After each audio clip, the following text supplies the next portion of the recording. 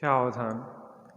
णमो अर्हन्ताणं णमो सिद्धाणं णमो आयरीयाणं णमो वच्छायाणं णमो लोये सबसाहुणं। मङ्गलं भगवान् वीरो मङ्गलं गौतमो गणी मङ्गलं कुन्दकुन्दाद्यो जैनधर्मोऽस्तु मङ्गलम्।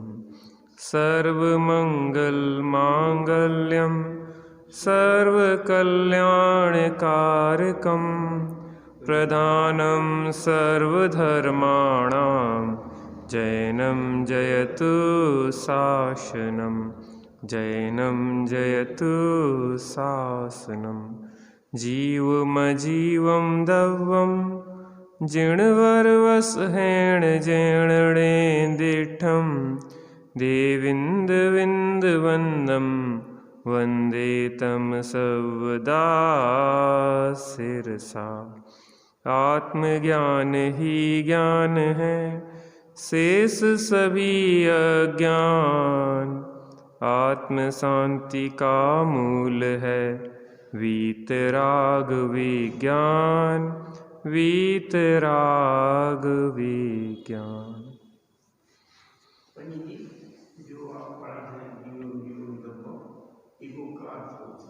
बताएंगे।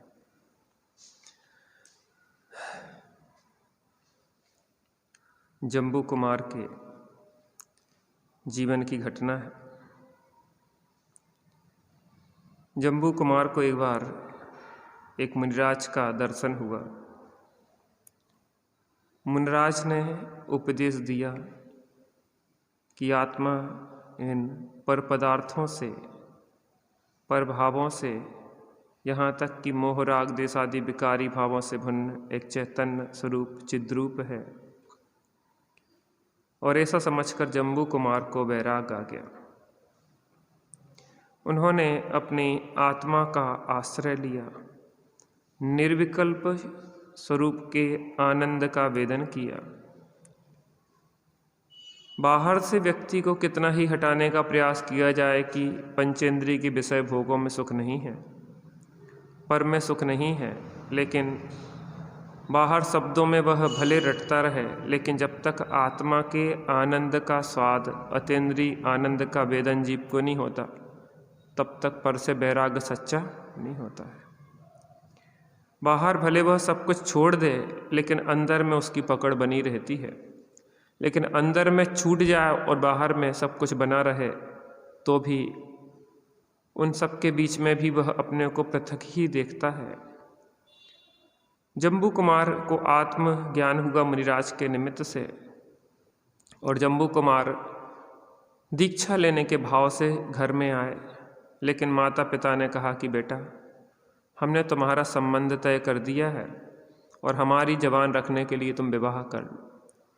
जम्बू कुमार ने कहा कि माँ पिता, मेरा कोई विचार नहीं है, मैं दीक्षा लेना चाहता हूँ। लेकिन माता पिता का मोह, वह अत्यधिक आग्रह करने लगे उन्हें कि मेरी वचनों की संभाल करो, मेरी बात रखो। यद्यपि जम्बू कुमार चाहते तो दीक्षा लेने में वास्तव में कोई रोक नहीं सकता था, लेकिन माता पिता के आग्रह को मान लिया। लेकिन उनने भी शर्त रखी कि मैं विवाह तो कर लूँगा, लेकिन विवाह के बाद दीक्षा ले लूँगा दूसरे ही दिन, प्रातः काल की प्रथम किरण के साथ। माता पिता ने समझा कि हम बहुत सर्वांग सुंदर गुणवान 4 सुशील कन्याओं से इसका विवाह कर रहे हैं, और ऐसा कम ही देखने को मिला है कि एक बार जो इस जंजाल में उलझ जाता है, फिर वो निकलना बड़ा मुश्किल पड़ता है। अरे विवाह होना तो दूर, उसकी कल्पना ही व्यक्ति को किस प्रकार से बांध देती है। एक व्यक्ति कुएं के पाट पे सो रहा था, नींद लगी, और नींद लगी तो उसको नींद में विवाह हो गया। क्योंकि जो दिन में व्यक्ति सोचता है, रात में उसी प्रकार के स्वप्न आया करते हैं। विवाह हो गया, पत्नी पैर दबा रही है और पत्नी ने सही से पैर नहीं दबाया तो उसको गुस्सा आई, उसने ज़ोर से लात मारी और लात मारना था कि वो सरक के कुएं के अंदर पाट से गिर गया। ज़ोर ज़ोर से चिल्लाने लगा, बचाओ बचाओ बचाओ। तो लोगों ने उसको निकाला जैसे तैसे। उससे पूछा, भाई कुएं में कैसे गिरे? कहने लगे, जो पत्नी अभी तक नहीं आई उसी ने मुझे कुएं में पटक दिया। तो कल्पनाओं में ही व्यक्ति इतना फंस जाता है, तो वास्तविकता में किस प्रकार से रच पच जाते हैं अज्ञानी, ये बात अलग है। लेकिन ज्ञानियों की बात अलग होती है, भिन्न होती है, जुदा होती है। माता पिता ने सोचा कि ऐसी सर्वांग सुंदर कन्याएं, गुणवान कन्याएं को हम अगर इसके विवाह कर देंगे तो वह रुक जाएगा अवश्य ही। लेकिन उन्हें नहीं पता था कि जिसकी प्रबलता होती है उस रंग में दूसरा रंग जाता है। जम्बू कुमार के बैराग को वह नहीं पहचान पाई थी। विवाह हुआ, सुहाग रात थी। सुहाग रात में वह जो कन्याएं थी, जो उनकी वधुएं थी, वह अनेक प्रकार की चेष्टाएं कर रही थी उन्हें अपनी ओर रिझाने के लिए। लेकिन जम्बू कुमार जल में कमलवत पृथक बैठे हुए अपने आत्मचिंतन में लगे थे। वह अपनी वहाँ से रागात्मक बाण चला रही थी और जो वैराग्य से उसको ढाल से रोक रहे थे। तत्व चर्चा शुरू हुई, तत्व चर्चा होती रही। माता भी पिता भी बहुत उद्वेलित थे। किसने कहा है कि सुबह प्रातः काल की प्रथम किरण के साथ दीक्षा ले लेंगे, तो वो भी जाग रहे थे। उसी रात में एक विद्युच्चर नाम का चोर अपने 500 साथियों के साथ आया कि बहुत दहेज मिला है, बहुत कुछ पैसे वाला सेठ है, इसके यहाँ रात में अपन डकैती डालते हैं। वो भी इंतजार में था, लेकिन यहाँ पे चर्चा, जो तत्व चर्चा थी, वह खत्म होने का नाम ही नहीं ले रही थी, क्योंकि वह अपनी राग भरी बातें करती थी और यह बैराग्य की बातें करते थे। और ऐसे करते करते बहुत रात्रि हो गई। वो चोर इसी इंतजार में थे कि ये सोएं और हम अपना काम करें। उतने में माँ को वो डाकुओं का सरदार ऊपर मिल गया। माँ भी टहल रही थी। उन्होंने कहा कि तुम कौन हो? कहने मैं डाकू हूँ। किस लिए आया हो? मैं डकैती डालने आई हूँ। कहने तुम्हें डकैती डालने की ज़रूरत नहीं है, तुम बस इतना करो कि मेरा बच्चा दीक्षा लेने जा रहा है, तुम अगर उसको रोक सको तो मैं तुम्हें वैसे ही संपत्ति दे दूंगी, तुम उसकी चिंता नहीं करो, बस तुम इसको रोक लो दीक्षा लेने से। माँ उसको लाई डाकू के सरदार को और उससे कहा कि ये तुम्हारे मामा हैं बेटा, ये तुमसे बात करना चाहते हैं। और उसने भी बहुत समझाया, लेकिन जम्बू कुमार तो नहीं समझे, लेकिन डाकू समझ गया। और प्रातः काल की किरण जैसे ही उदित हुई, जम्बू कुमार दीक्षा लेने जा रहे थे। उनके पीछे उनकी चारों रानियां दीक्षा लेने जा रही थी। वो 500 चोर अपने साथियों सहित, डाकुओं का सरदार अपने 500 साथियों सहित वो भी दीक्षा लेने के लिए जा रहा था। एक बार जिसको अंदर का रस आ जाता है, फिर पंचेंद्रिय की विषय भोग उसको रिझाने वाले नहीं होते। जब निज आत्म अनुभव आवे तो और कछु न सुहावे। रस नीरस हो जात तत्क्षण अक्ष विषय नहीं भावे। जब निज आत्म अनुभव आवे तो और कछु न। गोष्ठी कथा कोतहुल बिगटे पुद्गल प्रीति नसावे। श्रुति केवली। हाँ, तो ये जो अंदर का रस है कुछ अलौकिक है, अनूठा है। सप्त व्यसनों में पारंगत अंजन निरंजन बन जाता है। एक बार बस अंतर्मुखी अभ्यास की ज़रूरत है। लोगों को इसकी कीमत नहीं आती है, लेकिन जिसको इसकी कीमत आती है फिर वो उसके लिए और कोई भी चीज़ रिझाने वाली नहीं होती। वो एक अपने पे रीझ जाता है तो और किसी पे रीझता नहीं। ऐसे ही यहाँ पे चर्चा चल रही है पृष्ठ क्रमांक 49 पे कि निचली भूमिका में स्थित साधक के आत्म अनुभव के दौरान स्वभाव का स्पर्श मात्र ही हो पाता है, परंतु स्पर्श होते ही जो बात बनती है वह हमारी पकड़ में आती है। सब जगत को भूल जाता है, शरीर को भूल जाता है, मन को भूल जाता है, किंतु फिर भी चैतन्य का दीपक भीतर जलता रहता है। एक बार जो अंदर में छू लेता है, डूब जाता है, तो सब भूल जाता है। बस एक अपने स्वरूप में स्थिर होके एक स्वरूप प्रकाश निज वचन कहो नहीं जाए। एक स्वरूप का प्रकाश ही वहाँ बना रहता है, वहाँ एक चैतन्य का दीपक ही जलता है। बाकी द्रव्य कर्म, भाव कर्म, नो कर्म कहाँ विलय को प्राप्त हो जाते हैं पता ही नहीं पड़ता है। व्यक्तियों को रस आता है, ऐसी बात नहीं है सब लोग सुख चाहते हैं। अपन जिस चर्चा को करते हैं बहुत सारे लोग बाहर भी सुनते हैं, और लोगों को सुनने की रुचि देख के ऐसा लगता है कि आज भी स्वरूप के रसिक बहुत हैं।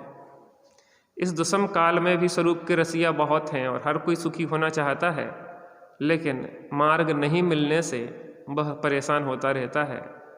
अपने को लगता है कि जिनवाणी के माध्यम से किसी को भी अगर मार्गदर्शन मिल जाए तो अपनी चर्चा सार्थक हो जाए, क्योंकि बिना आत्मा के अनुभव के ना कोई आज तक सुखी हुआ था, ना हुआ है, ना हो सकता है। एक बार बस चैतन्य का स्पर्श हो जाए, सब भ्रांतियां स्वयं धुल जाती हैं, सब व्यसन पाप स्वतः ही छूट जाते हैं, मन में दुर्विकल्प स्वतः ही शांत हो जाते हैं।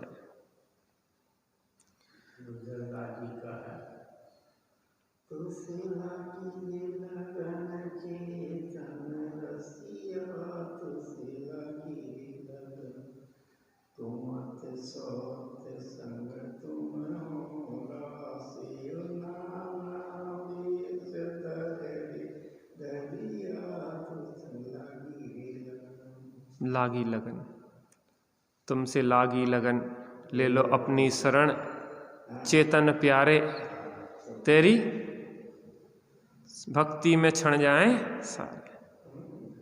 सिद्धि अब तक है जिनने भी पाई, तेरा आश्रय ही उसमें सहाई।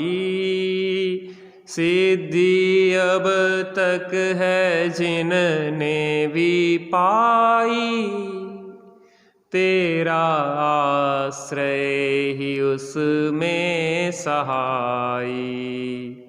मेरे शाश्वत शरण सत्य तारण तरण ब्रह्म प्यारे, तेरी भक्ति में क्षण जाएं सारे। मेरे शाश्वत शरण सत्य तारण तरण भव्य प्यारे, तेरी भक्ति में क्षण जाएं सारे।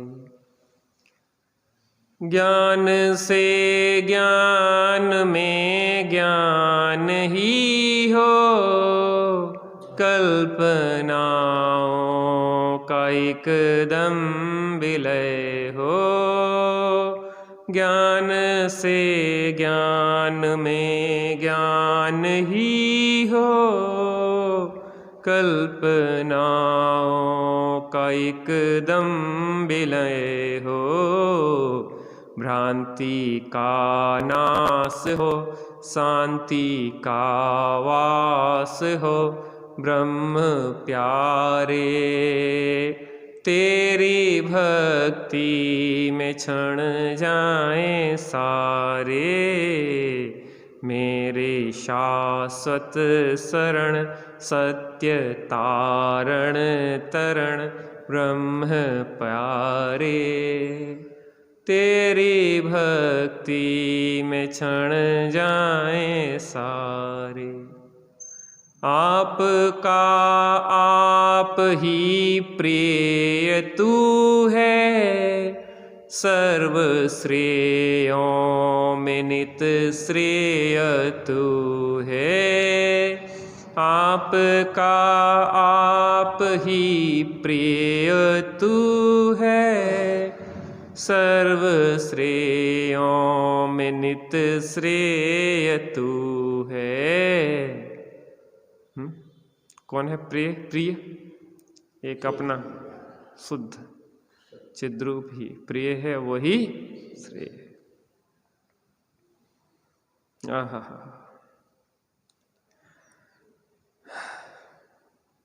शरीर अपने सामने पड़ा हुआ अलग दिखाई देगा। अभ्यासी साधक के कभी कभी ऐसा अनुभव अपने प्रयास के बिना भी घटित हो जाता है। शरीर अलग दिखाई देने लगता है, ना कोई विकल्प रह जाता है, ना कोई चिंता रह जाती है।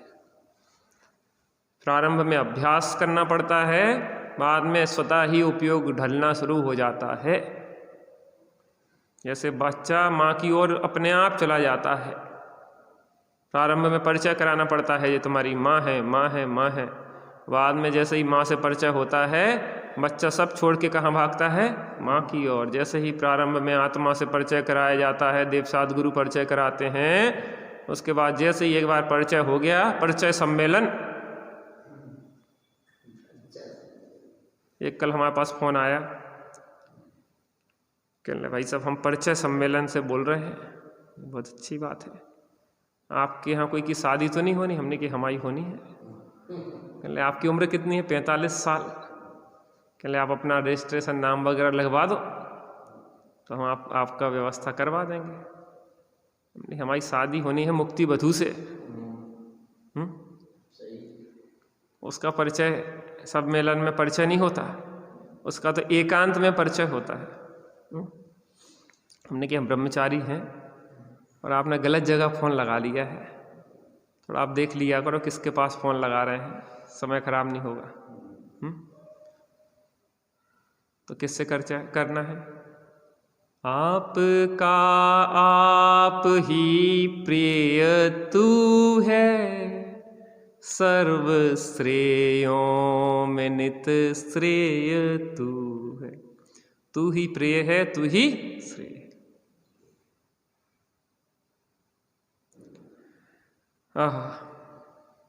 शरीर अलग दिखाई देने लगता है, ना कोई विकल्प रह जाता है, ना कोई चिंता। ऐसा लगता है कि अब यह चेतना शरीर से अलग ही रहेगी, अलग है और अलग ही रहेगी। अनुभूति के काल में प्रत्यक्ष भिन्न दिखाई देती है। कैसे दिखाई देती है? भिन्न। ऐसा लगता है कि शरीर अलग है और अपन तो अपने में समेटे हुए बैठे हैं। मुनिराजों के ऊपर उपसर्ग होता है, क्या करते हैं? अपने में सरक जाते हैं, बाहर से उपयोग को हटा लेते हैं। बाहर जो इंद्रियों के माध्यम से, मन के माध्यम से उपयोग बाहर जा रहा था, उसको अपने समेट गए कछुए जैसे। अब शरीर में तो मारो, काटो, जलाओ, जो भी करना हो करो। अग्नि से भी मैं कभी जलता नहीं, जल गलाए तो कभी गलता नहीं।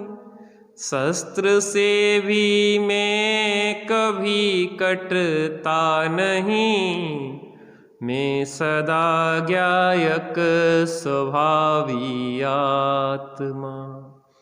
आत्मा हूँ, आत्मा हूँ, आत्मा, मैं सदा ज्ञायक स्वभावी आत्मा। बाहर में जो भी दिखता चाम है, गोरा काला जो भी दिखता चाम है, दुबला मोटा होना इसका काम है।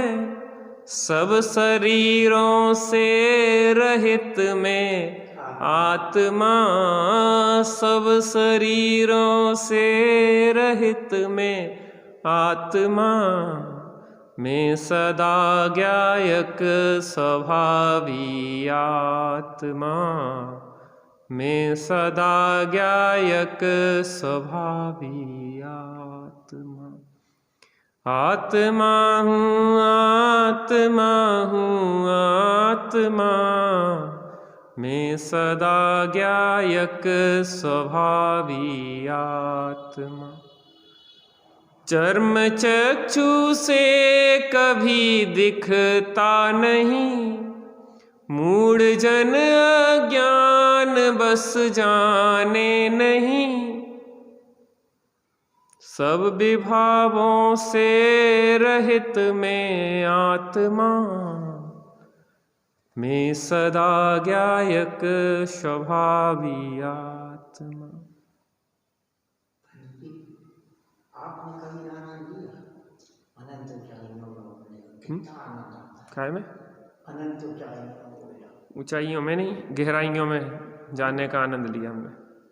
गहराई में डूबने का लिया, ऊंचाइयों में नहीं। जो गहरे में जाता है वो ऊपर जाता है। ऊपर जाने का मार्ग अंदर जाने से। ऊपर जाने सिद्ध दशा पाना है, ऊर्ध्वगामी होना है, तो अंदर मुखी हो गए तो ऊर्ध्वगामी हो गए। ऊपर जाने से ऊपर नहीं पहुंचते, क्योंकि जब नीचे आने लगते हैं तब 5 से फिर ठोकर मारते हैं, फिर ऊपर फिर ठोकर आके फिर ऊपर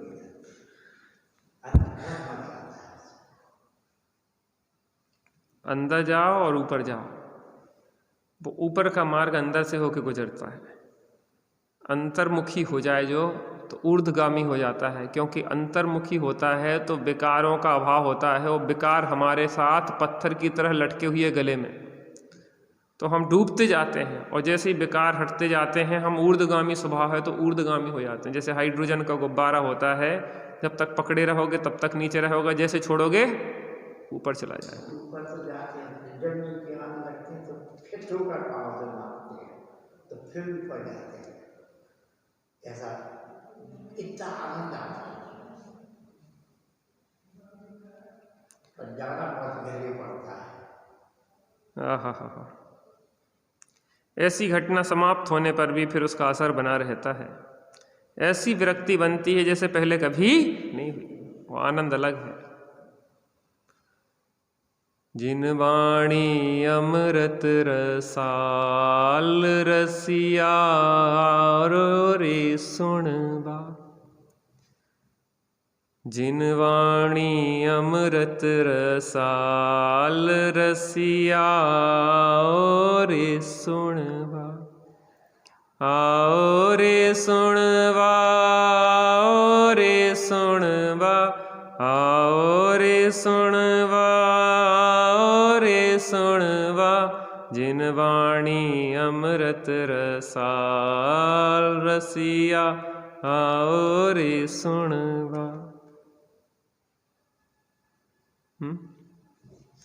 आत्म है अमृत रसाल रसिया पियो रे, रसवा, आत्मा का रस पियो।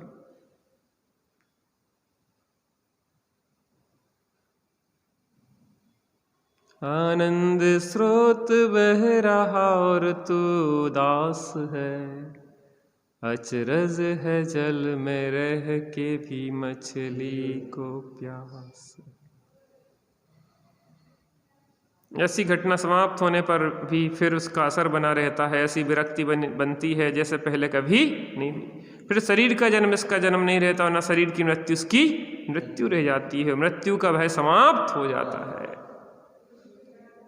देह मरे पर मैं नहीं मरता, जर अमर हूँ आत्मेश्वरूप, सहजानंदी शुद्ध स्वरूपी अविनाशी हूँ आत्मस्वरूप। जब अपनी चेतना में समझ जाता है तो देह अपने से भिन्न दिखाई देती है, इसलिए सप्त भय नष्ट हो जाते। सब सम्यक दृष्टि सप्त भयों से रहित होता है।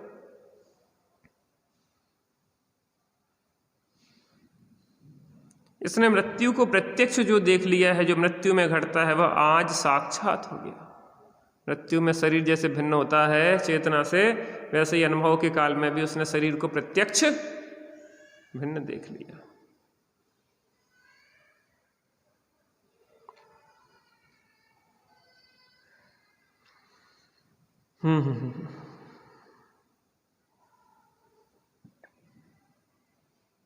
जो मृत्यु में घटता है वह आज साक्षात हो गया। यह दशा ज़्यादा देर नहीं रहती। यदि जल्दी जल्दी अनुभव रहे तो विरक्ति बनी रहती है, परंतु यदि बहुत दिनों तक नहीं हो तो पुरानी याद के तुल्य हो जाती है। इसलिए भैया उस अनुभूति जिसको हो जाए वो उस वातावरण में रहे कि बार बार होती रहे, नहीं तो क्या होता है, च्युत होने में भी देर नहीं लगती है। जिसको रत्न मिल गया है उसकी संभाल भी बहुत चाहिए पड़ती है। कहा था ना कि जैसे अपन मरघट में गए,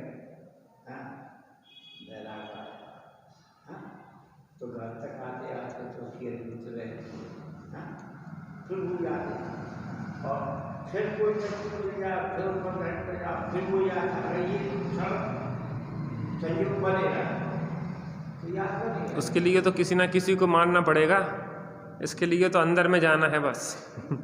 वो मरघटिया वैराग्य सच्चा नहीं है, अनुभवी वाला वैराग्य सच्चा वैराग्य है।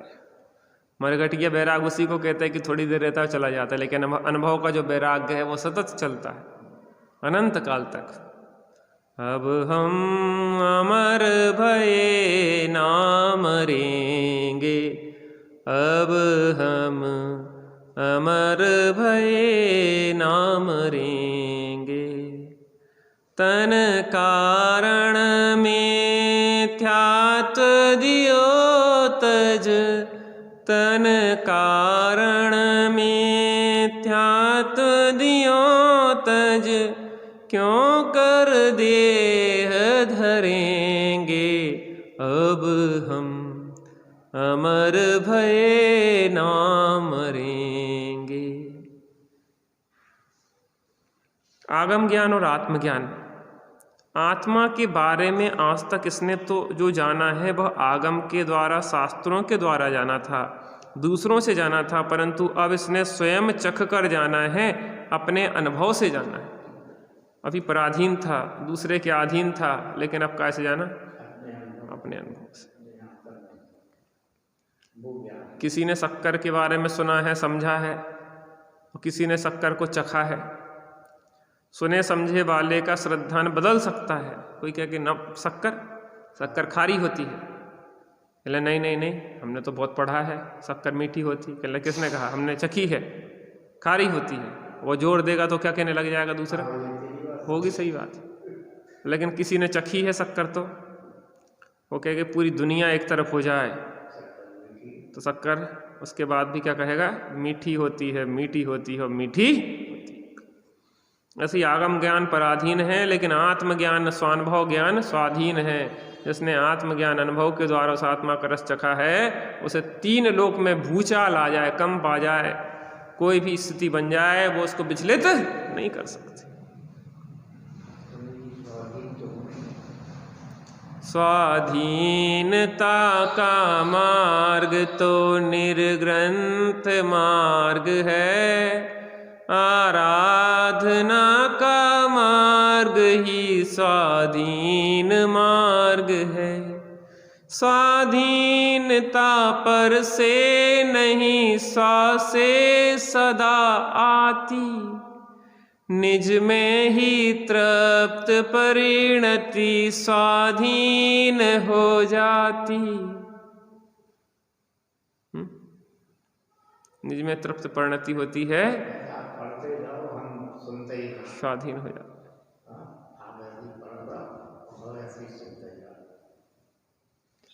सर्वार्थ सिद्धि होती है जो, उसमें 33 सागर तक जैसी तत्व चर्चा चलती रहती है। रस लेते रहते हैं रसिया लोग, तो देव बैठे रहते हैं, सब रसिया होते हैं, एक भाव अवतारी होते हैं, अगले भाव में मोक्ष जाने वाले हैं। बस मस्त होके मग्न होके सुनते रहते हैं, चर्चा करते रहते हैं आत्मा की। और यहाँ आते हैं मनुष्य भाव में, दीक्षा लेते हैं मोक्ष। जब तक मोक्ष नहीं गए, आत्मा प्रचुर स्वसंवेदन नहीं है, देवगति में तो चौथा गुण स्थान है। अल्प समय में, अल्प दीर्घ काल के अंतराल के बाद अनुभव होता है, तो चर्चा करते रहते हैं। नहीं, सीता जी का जीव है 16वें स्वर्ग में, प्रतीन्द्र है। एक इंद्र होता है, एक प्रतीन्द्र होता है। तो 16वें स्वर्ग में प्रतीन्द्र है वो। हाँ।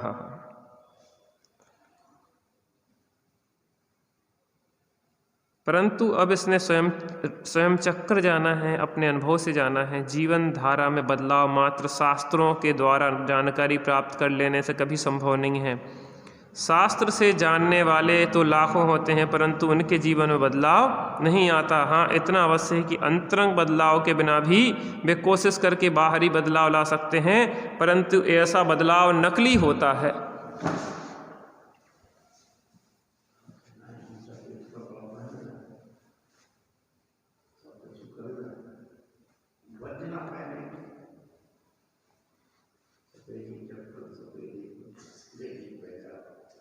अंतरंग काला था, लेकिन एक बूढ़े व्यक्ति ने एक युवती को धक्का दे दिया, तो कहने दादाजी तुम्हारे बाल सफेद हो गए, लेकिन तुम्हें धक्का देते हुए शर्म नहीं आती? कहने बाल ही सफेद हुए, दिल तो अभी भी काला है। बाल सफेद हो जाए तो भी दिल सफेद हो जाए, साफ हो जाए, ये जरूरी नहीं है। दिल काला रह सकता है, बाल काले रहें और दिल साफ हो जाए, स्वच्छ हो जाए, ये भी हो सकता है। बाहर से बदलाव तो बहुत किए हमने, लेकिन वो बदलाव सच्चे नहीं है। सच्चा बदलाव तो क्या है? जो अंदर में आत्मा का स्वाद आता है, तो फिर और कोई स्वाद जो सुहाता नहीं है।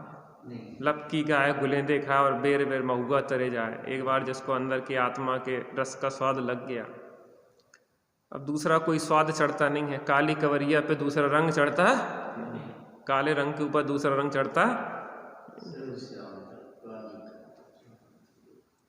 मेली चादर ओढ़ के कैसे द्वार तिहारे मेली चादर ओढ़ के कैसे आत्म रस को पाऊं, मलिन परिणति द्वारा में तो कैसे निज रस पाऊं। मलन परिणति होती है, आत्मरस उसको प्राप्त नहीं होता है। जिसकी परिणति निर्मल हो जाती है उसे आत्मा का रस मिल जाता है।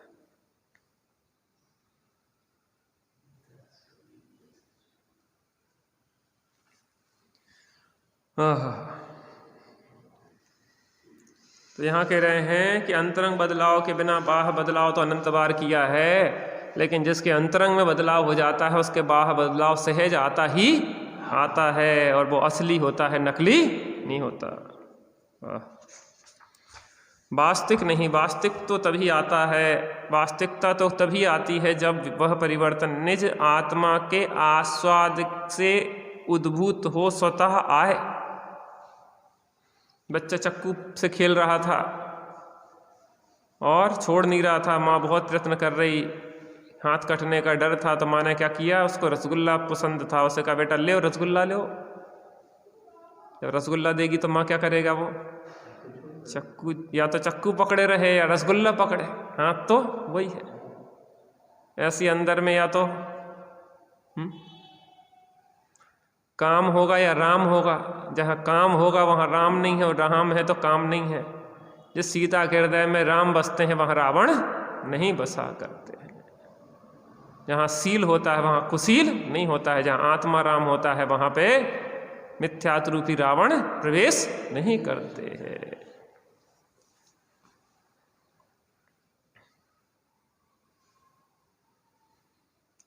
जब वह परिवर्तन इस आत्मा के आस्वाद से उद्भूत हो, स्वतः आए, तब वह सच्चा परिवर्तन होता है। आप कह रहे थे हमें बहुत छुड़ाया लोगों ने, छुड़ाई लेकिन नहीं छूटी, लेकिन जब छूटी तो छूटी, अंदर से ही छूटी। बाहर से छुड़ाने से नहीं छूटती, अंदर में उसके प्रति बुरापन का भाव आ जाए, अंदर का रस आने लग जाए।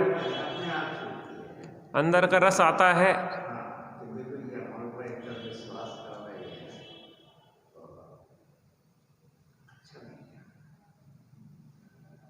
अरे अंदर के रस के लिए ये सब वासनाएं। दो ग्रंथ लिखे, जिसको हमने पहली बार पढ़ा, तो 2 साल में वो ग्रंथ हम 10वां बार पढ़े, 5वां आपके पास। बहुत बढ़िया। तो यार ये अधूरा है पूरा दिन। क्या उधर हमारे पास कोई नहीं, आपको यहाँ पर समझाते रहते बैठे पड़े, क्योंकि कोई काम नहीं। 10 बजे से 12 बजे के बाद वो लड़के चली जाता, उसके बाद दिन भर का इतना बड़ा एरिया, उसी ग्राउंड पर घूमते रहो बस। नेवला, मोर, सांप, बिस्ता, गोरा, यही सब रहते थे। घूमते रहते थे, सांप गोहेरे घूमते रहते थे। हाँ, यही सब रहते थे। पर ये भी किया कि नेवला भी उधर है 15-20, तो मोर भी है 15-20, और सांप भी हैं और गोहरे भी हैं। हाँ, सब मिलजुल के रह रहे हैं प्रेम से।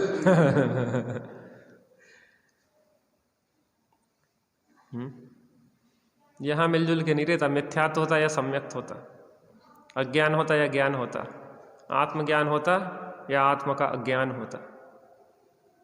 एक बार ऐसे ले गए थे टेक्स्ट में, तो एक शाम पुस्तक चला आया,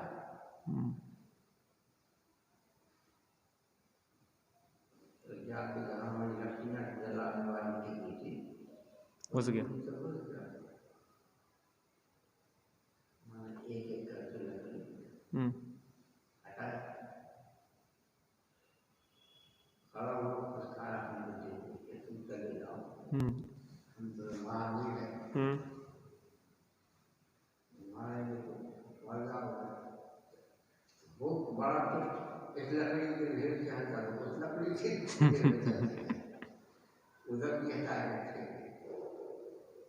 फिर ये हुआ, मैंने लकड़ी थे इकट्ठा करूँ, फिर जब वो सब उधर से पूरा करके हटा गया, मतलब जहाँ आड़ मिल रही थी उसको, तो भाग गया वो। भाग गया। ऐसी जो मिथ्यात्व के सर्प जहाँ आड़ मिलती है ज्ञान की, वहाँ पर घुस जाते हैं। और जहाँ पे सांप को बताते कि उनसे कह दो कि भैया देखो, हम तो तुम्हें मारना नहीं चाहते, बस आप से यहाँ पे लोग भयभीत होते हैं, कोई आपको क्षति ना पहुँचा दे तो आप शांति से अन्य जगह जाके रहें, हमें कोई दिक्कत नहीं है। लेकिन यहाँ पे लोग भयभीत होते हैं तो अपने आप चले जाते हैं, वो भी समझते हैं भावनाओं को। हाँ, बात तो यहाँ क्या हो रही थी? वास्तविकता तो तभी आती है जब वह परिवर्तन इस आत्मा के आस्वाद से उद्भूत हो, स्वतः आए। आत्मा के बारे में जानना और आत्मा को जानना, ये 2 भिन्न भिन्न कार्य हैं। इन दोनों में एक मौलिक अंतर है। पहला कार्य तो शास्त्रों के द्वारा अथवा उनके जानकार पुरुषों के द्वारा हो सकता है, परंतु दूसरा कार्य स्वयं को जानना तो हमें स्वयं ही करना होगा।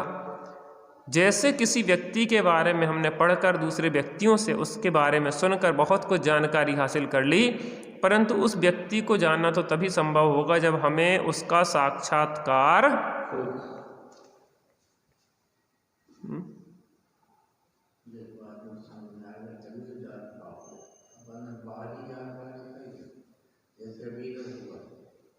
लड़की की शादी नहीं हो रही थी, काफी एज हो गया था, 65 साल का हो गया था। फिर उसकी शादी वही 11 को महीना को, 30 तारीख कल की डेट बदल थी। उसने बेचारे इंतजाम किया सब, हाँ पूरा कोई इंतजाम रखा। मामा जी आपने करा दी, पापा जी आपने करा दी, गार्डन करा दी, गार्डन करा दी, ये आपकी गार्डन हमारा आगे हो जाएगा, मतलब फुल उस पर कर दिया। 5-6 रोज पहले उसके पास खबर आ गई, चलिए शादी बाहर में बहुत पराधीनता है, और ये हमें समझ में नहीं आता कि आदमी शादी के पीछे पड़ा क्यों है। सबसे बड़ी बात, सबसे बड़ी बात है आज तक एक ही सुखी हुआ नहीं है शादी करके। और सबके अनुभव ये हैं कि सब परेशान और दुखी हो गए, लेकिन फिर भी शादी के पीछे पड़े रहते और लड़ेंगे झगड़ेंगे मरेंगे खटेंगे, उसके बाद भी शादी शादी शादी। जैसे मान भी जाए वो महतारी बात नहीं मानती है, अब उनसे पूछो पिताजी आपने कराएगी तो आप पर बच्चे से को उठाएगा, लेकिन हम सुखी भय नहीं भय, लेकिन हमारी सिर की जिम्मेदारी हट जाए, हम तुम्हें फंसा दें बस, तुम हमें फ्री, नहीं तो तुम कब तक हम। ये व्यक्ति हमें जो समझ में नहीं आते, व्यक्ति चाहते हैं अपनी संतानों को कि उन्हें कष्ट देना चाहते हैं, तन से नाता है ना, उनकी आत्मा का हित नहीं चाहते। उनकी आत्मा में भाई वो तन से जुड़े हैं तो तनी को फायदा देते हैं, यही तो मेरा ख्याल है ना। ये तन तो पुद्गल है, 2 दिन की ठाव रे, जिया कब तक उलझेगा, संसार विजल्पों में कितने भव बीत चुके, संकल्प विकल्पों में उड़ उड़ के यह चेतन गति गति में जाता है, भोगों में लिप्त सदा भव भव दुख पाता है, क्षण भर को भी न कभी निज आत्म ध्याता है, निज तो न सुहाता है, पर ही मन भाता है, यह जीवन बीत रहा झूठे संकल्पों में, जिया कब तक उलझेगा, संसार विजल्पों में। नर रे नर रे नर रे, तू चेत अरे नर रे, क्यों मूढ़ विमूढ़ बना, कैसा पागल खर रे, पर अवलंबन तज रे, निज का आश्रय कर ले, जिया कब तक उलझेगा, संकल्प विकल्पों में कितने भव बीत चुके, संसार विजल्पों में। देखेंगे कहाँ है, ढूंढना पड़ेगा। यहाँ कह रहे हैं कि एक तो शास्त्रों के द्वारा आत्मा के बारे में जानना और एक अनुभव के द्वारा जानना, उसमें अंतर है। कोई व्यक्ति ने जैसे कोई स्थान पे जाके उसको देखा है और एक व्यक्ति ने पुस्तकों के द्वारा पढ़ा है, दोनों में अंतर होता है। ऐसे किसी ने आत्मा का अनुभव किया है और किसी ने आत्मा के बारे में पढ़ा है।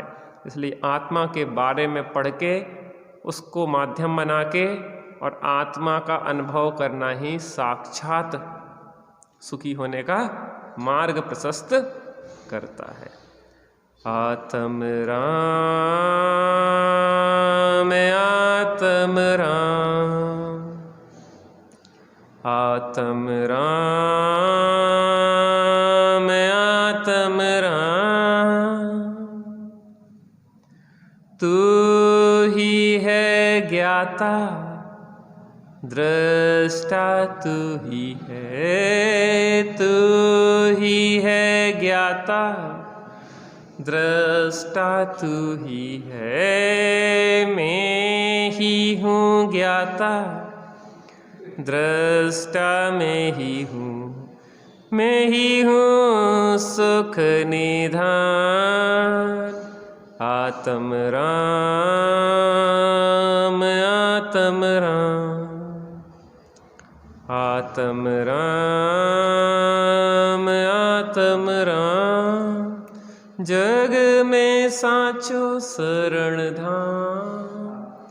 आत्म राम आत्म राम, निज निधि निज में बताई, यह अनंत उपकार है उसके लिए जिन वाणी माँ को वंदना सतबार है, वंदना सतबार।